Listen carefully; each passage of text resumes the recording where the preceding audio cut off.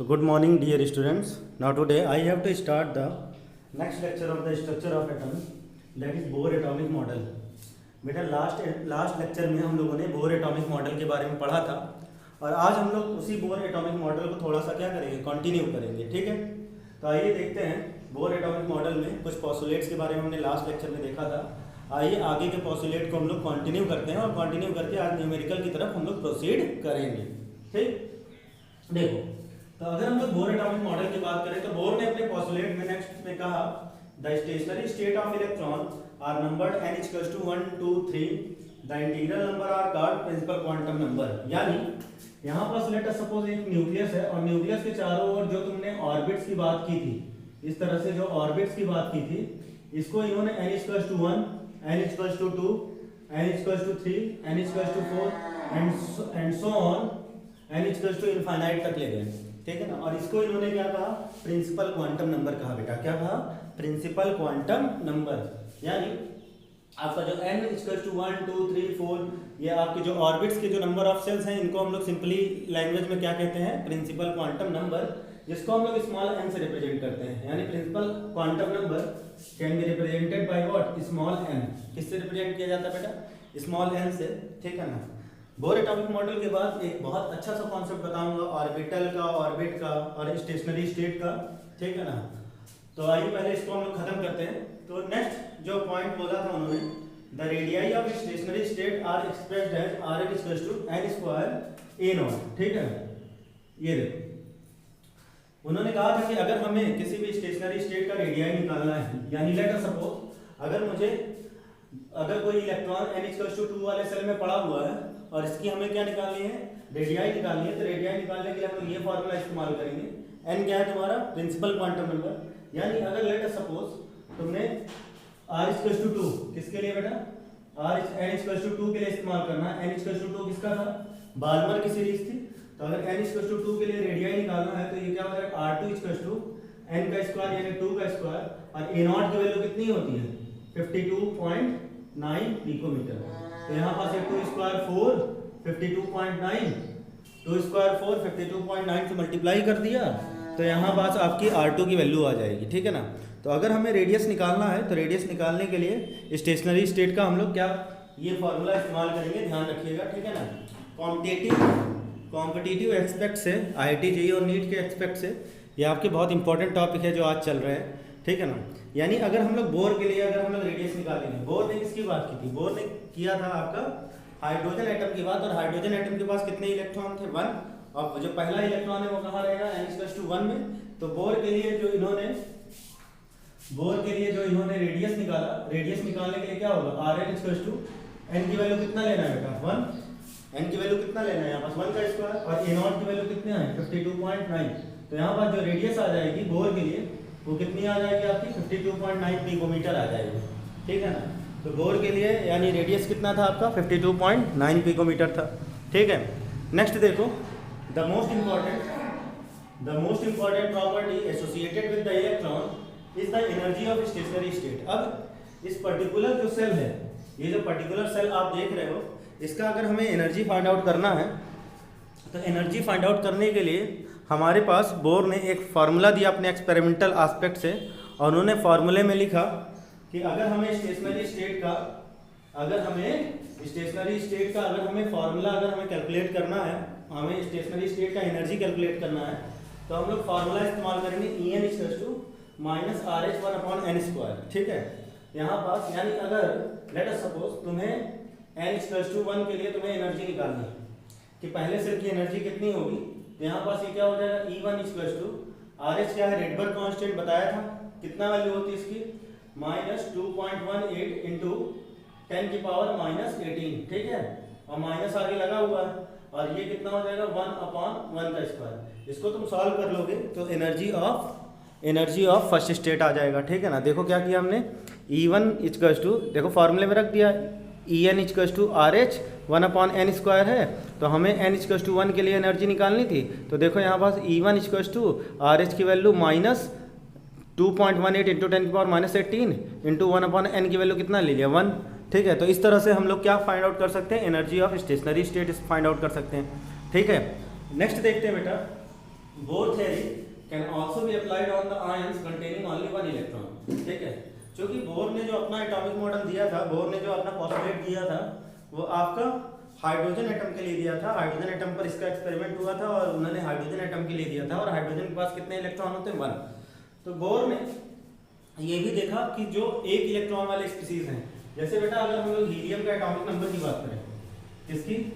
Helium के atomic number की बात करें तो हीलियम का एटॉमिक नंबर कितना होता है? 2। सही है ना? एक इलेक्ट्रॉन अगर निकाल दोगे यहाँ पास तो ये क्या हो जाएगा? He+। अब कितने इलेक्ट्रॉन बचे इसके पास? एक इलेक्ट्रॉन। यानी लिथियम की बात करेंगे तो लिथियम का एटॉमिक नंबर 3। अगर इसको एक इलेक्ट्रॉन लाना है यहाँ पास तो 2 इलेक्ट्रॉन हम लोग यहाँ से क्या कर दें? हटा दें, तो यहाँ पास Li2+ हो जाएगा। ठीक है, तो इस तरह से ये देखो, इसके पास भी एक इलेक्ट्रॉन, इसके पास भी एक इलेक्ट्रॉन, दिख रहा है? He+ के पास भी एक इलेक्ट्रॉन है और Li2+ के पास भी एक इलेक्ट्रॉन है। तो जो बोर का जो थ्योरी थी, ठीक है, ये आपके अप्लाइड होती थी उन आयंस के ऊपर जिनके पास क्या होता है? एक इलेक्ट्रॉन होता है, जैसे कि ये रहा He+, Li2+। ठीक है, फिर है it is possible to calculate the velocity of electron moving in these orbits. ठीक है ना, वेलोसिटी ऑफ इलेक्ट्रॉन हम लोग फाइंड आउट कर सकते हैं। mvr=nh/2π हम लोगों ने हमने लेक्चर में देखा था। ठीक है ना, जब बोर का एटॉमिक मॉडल के पोस्टुलेट हमने स्टार्ट किए थे, इसके पहले के पोस्टुलेट में हमने बताया था कि कैसे हम लोग आपका वेलोसिटी को कैलकुलेट करेंगे। ठीक है ना, एंगुलर मोमेंटम का फार्मूला बताया था। और magnitude of velocity of electron, velocity of electron increases with increase in positive charge. अगर जैसे जैसे पॉजिटिव चार्ज बढ़ता चला जाएगा तो इसकी वेलोसिटी भी क्या होगी? बढ़ती चली जाएगी। लेकिन हम सॉरी बेटा थोड़ा सा डिस्टर्ब हो गया, तो चलो देखो, magnitude of velocity of electron increases with increase in positive charge. यानी जैसे जैसे पॉजिटिव चार्ज की वैल्यू बढ़ती चली जाएगी वैसे वैसे मैग्नीट्यूड ऑफ वेलोसिटी भी बढ़ता चला जाएगा। ठीक है ना, and decreases with increase in principle quantum number. लेकिन अगर जैसे जैसे प्रिंसिपल क्वांटम नंबर अगर आपका बढ़ता गया, यानी देखो 1/n² है, तो वैसे वैसे मैग्नीट्यूड ऑफ वेलोसिटी कम होती चली जाएगी। ठीक है ना, क्योंकि हम लोगों ने पढ़ा था mvr=nh/2π। ठीक है, तो ये था आपका बोर का आगे का आपका पोस्टुलेट्स। आइए हम लोग देखते हैं कि नेक्स्ट इन्होंने क्या कहा था अपने बोर एटॉमिक मॉडल में। ठीक है, आइए देखते हैं। तो बेटा नेक्स्ट टॉपिक जो हमें पढ़ना है कि जो आपकी जो एनर्जी की वैल्यू आएगी वो एनर्जी निगेटिव क्यों होगी। ठीक है, तो आइए हम लोग देखते हैं बोर एटॉमिक मॉडल में ही अगला कॉन्सेप्ट कि जो एनर्जी की वैल्यू आप कैलकुलेट करने जा रहे हो, जो एनर्जी की वैल्यू आप कैलकुलेट करने जा रहे हो वो आपका निगेटिव क्यों होगी। आइए हम लोग उसके बारे में देखते हैं। ठीक है, तो यानी हमारा Bohr atomic model of hydrogen में, Bohr atomic model of hydrogen में हम देखने जा रहे हैं why energy is negative. Why energy is negative, energy की वैल्यू निगेटिव क्यों होती है। लेट अस सपोज यहाँ पास ये देखो, ये रहा आपका न्यूक्लियस। ठीक है ना, और इसके चारों ओर आपके क्या हैं? सेल्स हैं। ठीक है ना, NH+1, NH+2, NH+3 and so on. ठीक है, अब देखो यहाँ पास अगर हम लोग यहाँ पास इसकी बात करेंगे तो यहाँ पास ये देखो E1 हम लोगों ने फार्मूला देखा था E=RH है ना, 1/n इनिशियल का स्क्वायर माइनस 1/n फाइनल का स्क्वायर। इस तरह से हम लोगों ने एनर्जी का फार्मूला देखा था कि एनर्जी हम लोग कैसे कैलकुलेट करेंगे। ठीक, लेट अस सपोज कोई आपका इलेक्ट्रॉन आपका इनफाइनाइट पर रखा हुआ है। कहाँ पर रखा हुआ है बेटा? इनफाइनाइट पर। ठीक है, तो अगर जो इनफाइनाइट पर इलेक्ट्रॉन रखा हुआ है, इनफाइनाइट ऑर्बिट में जो इलेक्ट्रॉन रिवॉल्व कर रहा है उसकी एनर्जी क्या होगी? 0 होगी। ठीक है ना, क्योंकि न्यूक्लियस के इन्फ्लुएंस से वो क्या है? एकदम दूर है। न्यूक्लियस के इन्फ्लुएंस से वो क्या है? बिल्कुल दूर है। ठीक है, तो यानी यहाँ पास अगर हम लोग बात करेंगे कि इस इनफाइनाइट पे रखा हुआ इलेक्ट्रॉन अगर लेट अस सपोज उसको मैं इस दूसरे नंबर ऑफ सेल्स पर अगर मैं फॉल करा रहा हूँ, यानी हायर एनर्जी से जब लोअर एनर्जी पर इलेक्ट्रॉन आ रहा है, तो मैंने कहा था कि जब आपका हायर एनर्जी से लोअर एनर्जी पर जब इलेक्ट्रॉन आएगा तो वो क्या करेगा? एनर्जी को रिलीज करेगा। एनर्जी अभी 0 है। ठीक है, जब वो एनर्जी रिलीज करेगा तो यहाँ पास जो एनर्जी आएगी वो क्या हो जाएगी? बचेगी जो, वो क्या हो जाएगी? निगेटिव बचेगी। क्या बचेगी बेटा? निगेटिव बचेगी। ठीक है ना, यही कारण होता है कि जब हायर स्टेट से, ठीक है, हायर स्टेट से जब एनर्जी आपका, जब इलेक्ट्रॉन हायर एनर्जी लेवल से जब लोअर एनर्जी लेवल पर कूदता है तो वहाँ पास एनर्जी क्या हो जाती है? निगेटिव होती है। यानी अगर यहाँ पास -5 है तो यहाँ -6 होगी, यहाँ -7 होगी, -8 होगी। इस तरह से एनर्जी क्या होगी? डिक्रीज करती चली जाएगी। तो इस वजह से आपका एनर्जी क्या होता है? कम होता चला जाता है। ठीक है ना, निगेटिव का मतलब एनर्जी का वैल्यू कम होता चला जाना। ठीक है, इस वजह से एनर्जी की वैल्यू क्या होती है? निगेटिव आती है। ठीक है ना, तो आइए इसी कॉन्सेप्ट को हम लोग लिख लेते हैं और लिख कर हम लोग समझ लेते हैं कि ये जो कॉन्सेप्ट मैंने तुमको बताया कि एनर्जी निगेटिव क्यों होते हैं उसके बारे में, आइए देखते हैं। तो देखो बेटा, यही जो हमने तुमको बताया इसको मैं लिख लेता हूँ, ठीक है। देखो हमने कहा यहाँ पास negative sign means that the energy of electron in the atom is lower than the energy of free electron at rest, ठीक है।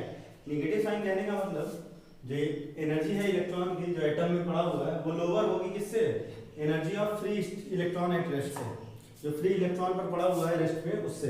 ए फ्री इलेक्ट्रॉन क्या होता है, free electron at rest is an electron that is infinite far from the nucleus, कहाँ होगा, infinite पर होगा nucleus पे, and is assigned the energy value of zero, और उसको एनर्जी वैल्यू कितनी दी जाएगी, आपकी जीरो दी जाएगी। क्यों, क्योंकि वो न्यूक्लियस के इन्फ्लुएंस से क्या होता है, एकदम दूर होता है, न्यूक्लियस का उस पर बिल्कुल इन्फ्लुएंस नहीं होता है।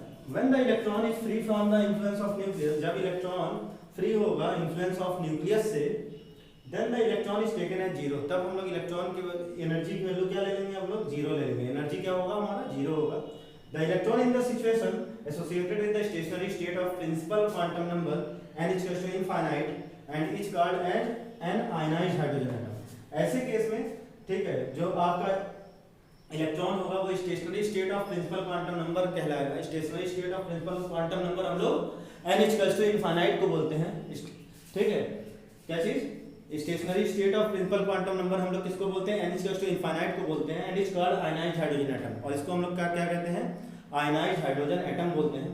When the electron is attracted by the nucleus, जब इलेक्ट्रॉन न्यूक्लियस पे अट्रैक्ट होता है, and is present in orbit n, late us suppose वो n ऑर्बिट में पड़ा रहा था, the energy is emitted and is energy is lowered, तो एनर्जी उसकी क्या होगी, एमिट हो जाएगी। बाकी एनर्जी भाई हायर से जब लोअर पर कूदता है तो उसकी एनर्जी क्या होती है, रिलीज होती है, जब एनर्जी रिलीज होती है तो एनर्जी क्या हो जाती है, कम हो जाती है।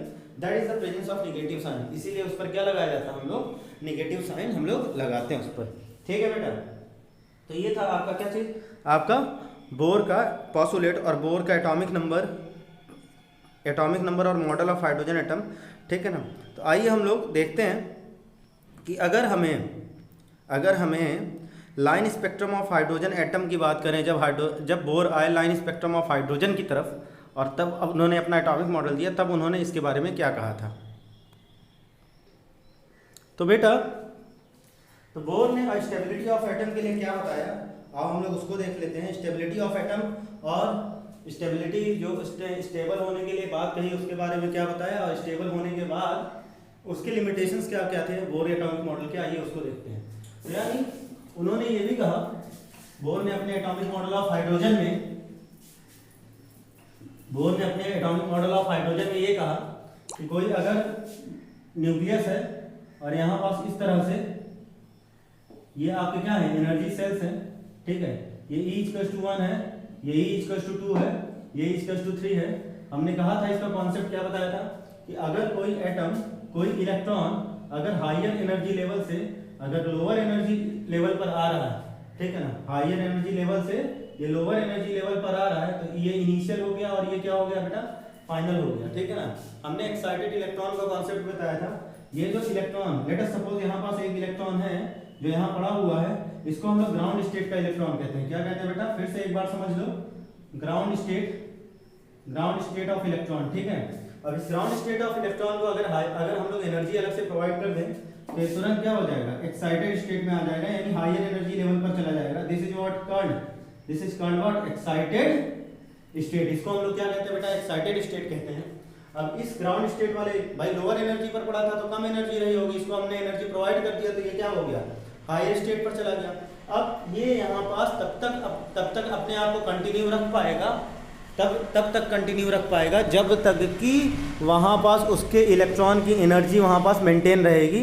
नहीं तो ये क्या होगा, अगर अपने एनर्जी को मेंटेन नहीं रख पाया तो ये तुरंत कूद जाएगा कहाँ पास बेटा, फिर से अपने ग्राउंड स्टेट में। और ये प्रोसेस पूरा करने में, लोअर से हायर और हायर से लोअर जाने में वो क्या करता है, एनर्जी रिलीज करता है in the form of electromagnetic radiation, जिसको हम लोग डेल्टा ई से फाइंड आउट करेंगे। तो डेल्टा ई इक्वल्स टू क्या हो जाएगा आपका, ई फाइनल माइनस ई इनिशियल। मतलब ये जो फाइनल की एनर्जी है और ये जो इनिशियल की एनर्जी है, इसको हम लोग माइनस कर देंगे तो यहाँ पास डेल्टा ई फाइंड आउट हो जाएगा। क्या फाइंड आउट हो जाएगा, डेल्टा ई फाइंड आउट हो जाएगा। और डेल्टा ई जब फाइंड आउट हो जाएगा तो उस हम लोग पर्टिकुलर रेडिएशन जो वहां से निकल रही है, ठीक है ना, उसके लिए कुछ ना कुछ वैल्यू फाइंड आउट होगी। उसके लिए हम लोग फिर निकाल सकते हैं क्या चीज, आपका उसकी वेवलेंथ, उसकी फ्रीक्वेंसी, ठीक है। कैसे? डेल्टा ई इक्वल टू क्या चीज, एच न्यू से, डेल्टा ई इक्वल टू क्या चीज, एच न्यू से निकाल सकते हैं। न्यू हमारी फ्रीक्वेंसी देगा, फ्रीक्वेंसी अगर निकल गया तो हम लोग वेवलेंथ भी निकाल सकते हैं, ठीक है। हम लोग सारी उसकी टेंडेंसी वाली चीजें जो उससे रिलेटेड है हम लोग उसको कैलकुलेट कर सकते हैं। तो इस तरह से उन्होंने कहा कि हम लोग इस तरह से एनर्जी निकालेंगे। साथ में उन्होंने स्टेबिलिटी ऑफ एटम के लिए बोला, क्या चीज, स्टेबिलिटी ऑफ एटम के लिए बोला कि स्टेबिलिटी ऑफ एटम के जो स्टेशनरी स्टेट का जो इलेक्ट्रॉन होगा, ठीक है, यानी कोई एक पर्टिकुलर एटम, ठीक है, ये ठीक है। अब हमने स्टेबिलिटी ऑफ एटम के बारे में बात करना है, ठीक है ना। देखो रदरफोर्ड का मॉडल बेटा तुम्हारे सिलेबस से हट गया था, शुरुआत में पढ़ाया नहीं तो रदरफोर्ड का ड्रॉबैक क्या था, रदरफोर्ड के बाद ही तो आपके बोर आए थे। रदरफोर्ड ने उस समय मैक्सवेल की इलेक्ट्रोमैग्नेटिक थ्योरी आई थी, और मैक्सवेल की इलेक्ट्रोमैग्नेटिक थ्योरी ये कहती थी कि अगर कोई बॉडी एक्सेलरेटेड मोशन में होगा तो कंटिन्यूअस एनर्जी लूज करेगा। और रदरफोर्ड ने ये कहा था कि न्यूक्लियस के चारों ओर इलेक्ट्रॉन एक सर्कुलर ऑर्बिट में क्या कर रहा है, मूव कर रहा है। तो यानी अगर उस पर मैक्सवेल की इलेक्ट्रोमैग्नेटिक थ्योरी लगा दी जाए तो यहाँ बस अगर इलेक्ट्रॉन इसके चारों ओर अगर मूव कर रहा है तो जाहिर सी बात है एनर्जी लूज करेगा, और एनर्जी लूज करते करते एक समय ऐसा आएगा कि ये क्या होगा, आके न्यूक्लियस में समा जाएगा और इसकी एग्जिस्टेंस खत्म हो जाएगी। ये था आपका रदरफोर्ड का क्या चीज, ड्रॉबैक। तो इस स्टेबिलिटी को बताने के लिए रदरफोर्ड ने क्या कॉन्सेप्ट, बोर ने क्या कॉन्सेप्ट दिया, ये देखो यहाँ पास हमने कहा ये n इक्वल्स टू क्या है बेटा, 1 है, n इक्वल्स टू क्या है, 2 है, n इक्वल्स टू 3 है, n equals to so on, कहाँ तक चला जाएगा, इनफाइनाइट तक चला जाएगा। तो उन्होंने कहा स्टेबिलिटी ऑफ एटम के लिए कि जो भी आपका particular electron particular energy shell में जो रिवॉल्व कर रहा है, particular electron particular energy shell में रिवॉल्व कर रहा है, उस इलेक्ट्रॉन की एनर्जी की वैल्यू जो होती है वो क्या होती है, फिक्स होती है, जिसको हम लोग उस पर्टिकुलर इलेक्ट्रॉन की एनर्जी को अगर फाइंड आउट करना हो तो अभी उन्होंने फॉर्मूला बताया था E equals to minus RH 1/n²। यानी यहाँ पास जो भी इलेक्ट्रॉन जिस भी पर्टिकुलर एनर्जी सेल में आपका रिवॉल्व हो रहा है, जो भी इलेक्ट्रॉन जिस भी पर्टिकुलर एनर्जी सेल में वो रिवॉल्व हो रहा है, उसकी एनर्जी क्या होती है, फिक्स होती है, जिसके कारण से वो अपनी एनर्जी को लॉस नहीं करता है, ठीक है ना। और इस तरह से उन्होंने एक पर्टिकुलर इलेक्ट्रॉन को, पर्टिकुलर आपके इलेक्ट्रॉन जो रिवॉल्व कर रहा है ऑर्बिट्स में, उनको क्या बना दिया, स्टेबल बना दिया। ये बात की थी उन्होंने, क्या चीज़, स्टेबिलिटी ऑफ एटम के लिए। अब आइए देखते हैं लिमिटेशन क्या था आपके बोर ने सारे कॉन्सेप्ट को क्लियर कर दिया, लेकिन फिर भी इनका बेटा कुछ ना कुछ क्या था, लिमिटेशन था। ये भी मॉडल आपका क्लियर नहीं हुआ, ठीक है ना। इसके बाद जो आपका हम लोग जो आज के समय में जो एक परफेक्ट मॉडल पढ़ते हैं एटम का, उसको हम लोग क्वांटम एटॉमिक मॉडल पढ़ते हैं। तो आइए पहले हम लोग बोर का लिमिटेशन देख लेते हैं, और लिमिटेशन के बाद हम लोग बढ़ते हैं क्या चीज़, क्वांटम एटॉमिक मॉडल पर, ठीक है। आइए हम लोग देखते हैं। तो चलो बेटा हम लोग देखते हैं limitation of Bohr atomic model. तो लिमिटेशन बोर एटॉमिक मॉडल का ये था कि इन्होंने किसके लिए दिया था, मेनली फॉर हाइड्रोजन के लिए दिया था। किसके लिए दिया था, मेनली फॉर हाइड्रोजन के लिए दिया था। हाइड्रोजन के पास कितने इलेक्ट्रॉन होते हैं, एक इलेक्ट्रॉन। और जब इनसे पूछा गया कि what about the multi electron species, यानी जो स्पेक्ट्रल लाइंस क्रिएट हो रही है, अगर मल्टी इलेक्ट्रॉन पर इसको अप्लाई करें तो उसमें क्या होगा, तो इसके बारे में ये कुछ नहीं बोल पाए थे, यानी could not explain the spectra of multi electron species, ठीक है। In Bohr model an electron is regarded as charge particle moving in a well defined circular orbit. Bohr ने अपने एटॉमिक मॉडल में कहा था कि एक इलेक्ट्रॉन चार्ज पार्टिकल होता है जो कि एक वेल डिफाइंड सर्कुलर ऑर्बिट में रिवॉल्व करता है, ठीक है, but does not, the wave character is ignored by the, ठीक है, बोर थ्योरी। जो वेव कैरेक्टर था उसको उन्होंने पूरी तरह इग्नोर कर दिया था। Does not follow de Broglie concept of wave particle, de Broglie के कॉन्सेप्ट को उन्होंने फॉलो नहीं किया था। डी ब्राउगली ने बेटा, ये डी ब्राउगली ने आपका डुअलिटी ऑफ वेव पार्टिकल के बारे में बताया, dual nature of wave particle, ठीक है ना, ठीक है, एक वेव नेचर और एक आपका पार्टिकल नेचर, उसके बारे में बोर ने ध्यान नहीं रखा था। फिर उसके बाद it can not explain the ability of atom to form chemical bond, इसके बारे में नहीं बताया था। Contradicts about Heisenberg uncertainty principle, Heisenberg की अनसर्टेनिटी प्रिंसिपल कहती है मोमेंटम फाइंड आउट करने के लिए किसी बॉडी का, ठीक है ना।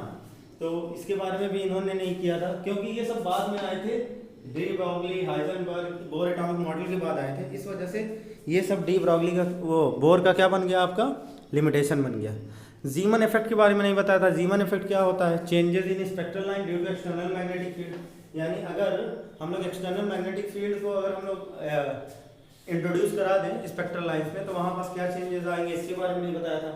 स्टार्क इफेक्ट स्टार्क ने बताया था इलेक्ट्रिकल, यही सेम फिनोमिना इलेक्ट्रिकल इफेक्ट के टर्म में।